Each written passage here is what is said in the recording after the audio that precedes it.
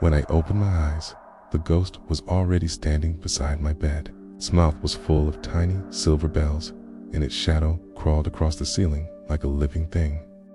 Christmas Eve had just begun, and the house was supposed to be warm and safe. Instead, the air burned cold in my lungs, and the sharp smell of iron filled the room. I tried to scream, but the sound died in my throat, trapped by a paralyzing fear. The ghost leaned closer.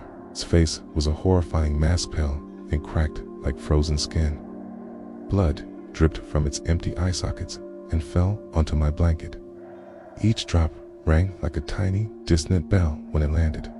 I forced myself to sit up, my muscles screaming in protest.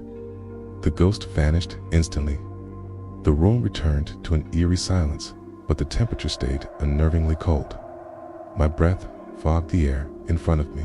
The digital clock on my nightstand glowed 3:16. From downstairs came a slow, rhythmic knock. It wasn't on the door.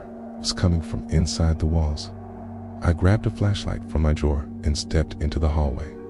Every family photo on the wall had been turned to face it. The floorboards were wet under my feet. When I looked down, my socks were stained a deep, horrifying red. The knocking continued its dreadful pattern. 3 slow knocks, a pause, then 3 more. I followed the sound toward the living room. The Christmas tree lights were on, but they flickered erratically between a sickly green and a deep blood red. The ornaments were no longer shiny glass balls. They were teeth.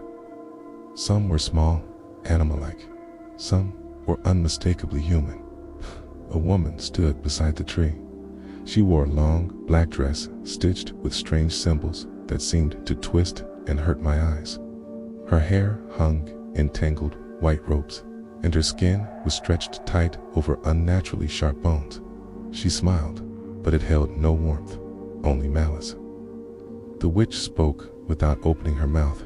Her voice crawled through my head like a swarm of insects. She said Christmas night belonged to the old ones. She whispered that gifts were not enough anymore.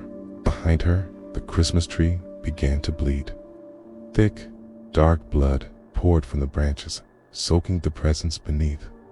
The smell was overwhelming, a sickening mix of sweet and rotten. Stumbled backward, but the hallway behind me was gone. The walls had stretched into an endless darkness filled with whispering, indistinct shapes. The witch raised one long, bony finger and pointed directly at me. From the ceiling came the sound of crawling. Something heavy was dragging itself across the attic floor. Nails scraped against wood. A chorus of laughter echoed from inside the walls, a sound that twisted my sanity. Suddenly, the floor beneath me split open. Gray hands with broken nails and torn skin burst through the wood. Faces followed, their mouths agape in soundless screams. Ghosts rose from the floorboards, and as their mouths opened wide, silver bells spilled out, rolling across the floor with a cacophony of chimes. I tried to run toward the stairs, but a massive shadow blocked my path. Stood tall, taking the shape of a man with no face. A red sack was slung over its shoulder. Blood leaked from the bottom, leaving a dark trail behind it. The thing bent down slowly, its head split open, not like flesh, but like a grotesque clamshell, revealing rows of needle-sharp teeth and a burning red light from within. It showed me what was inside the sack. Its children's toys, bones, clumps of hair, pieces of people, all wrapped in festive paper. The witch cackled, a piercing sound that was joined by the silent screams of the ghosts. The house shook violently. Snow blasted through the windows, even though they were tightly shut. I fell to my knees and begged, but my voice cracked and disappeared into the overwhelming noise of the screaming bells.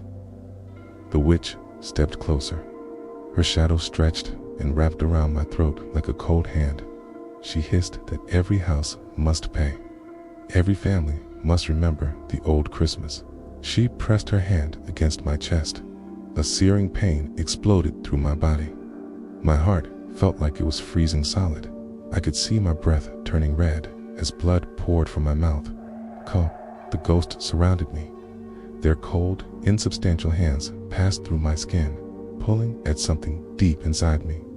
My memories, my warmth, my hope. The bells grew louder and louder, an unbearable, maddening symphony. Then, suddenly, the lights went out. Total darkness swallowed everything. When the light returned, I was lying under the Christmas tree. Morning sunlight streamed through the windows. The house looked normal again. The air was warm and smelled of pine. My family slept peacefully around me, wrapped in blankets. I laughed and cried at the same time, relief and hysteria washing over me until my head spun. It was all a dream. It had to be.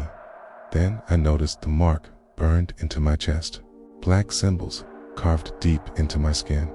From the attic, I heard it.